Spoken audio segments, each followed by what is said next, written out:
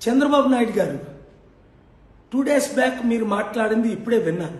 అసలు మీరు ఏం మాట్లాడారో ఒక్కసారి మీరే వినండి. విన్నారు కదా? 15 రోజుల క్రిందట అన్నారు అన్ని మతాలు నాకు సమానమే, అందరు దళితులు నాకు సమానమే. మరి 94లో మాదికల్ని మాలల్ని విడగొట్టింది మీరే కదా.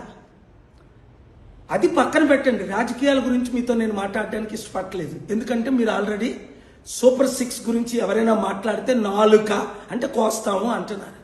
అంటే మీరు 75 సంవత్సరాల వయసులో సదాం హుస్సేన్ కంటే కదాఫీ కంటే ఒక డిక్టేటర్గా మారిపోయారా? నా మిత్రులు అనేక సార్లు మీ నెత్తి మీద చేయేసి మీరు మార్పు చెందాలని ప్రార్థించారు. అలాంటి మీరు చంద్రబాబు నాయుడు గారు ఈరోజు ఇంత దిగజారి ఇలాంటి మాటలు మాట్లాడుతున్నారంటే ఇప్పుడే ప్రార్థన చేసి కిందకి దిగా. ఎవరు నోరిప్పి మాట్లాడినా చట్ట ప్రకారం చర్యలు తీసుకుంటారు. దమ్ముంటే తీసుకోండి, వస్తే డిబేట్కి రండి. ప్రవీణ్ పగడాల తాగుకుంటూ వెళ్ళాడా? ఏంటండి ఈ మాటలు? గవర్నమెంట్ చంపేసింది అన్నానా?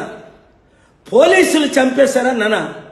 ఒక్క మాట వినిపించండి. నేను మీకులాగా మతిమరిచి మాట్లాడట్లేదు.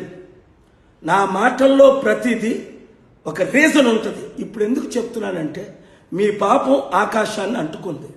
ఇది ప్రజాశాంతి పార్టీ అధ్యక్షుడిగా చెప్పట్లేదు, మీ గురువుగా, ప్రపంచ శాంతి దూతగా, వరల్డ్స్ మోస్ట్ పాపులర్ ఎవాంజలిస్ట్గా, మీ వెల్ విషర్గా చెప్తున్నాను. వెంటనే మీ మాటలు వెనక్కి తీసుకోండి. ప్రవీణ్ పగడాల ముఖం మీరు చూసారా? ముక్కుని చూపించారా? పెదాలను చూపించారా? కళ్ళు చూపించారా? ముఖాన్ని చూపించారా? అడుగడుక్కు తాక్కొని వెళ్ళాడా? ఇలాంటి మాటలు ఒక సీజన్డ్ రెస్పెక్టబుల్ 4 టైం ముఖ్యమంత్రిగా మీరు మాట్లాడవచ్చా?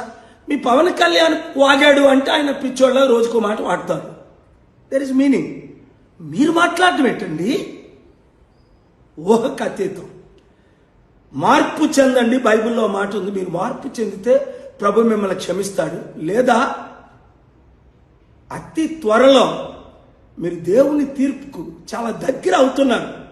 నేను ఎవరెవరికి ఇలాంటి వార్నింగ్లు ఇచ్చానో వారందరూ మార్పు చెందిన వాళ్ళు బ్రతుకున్నారు.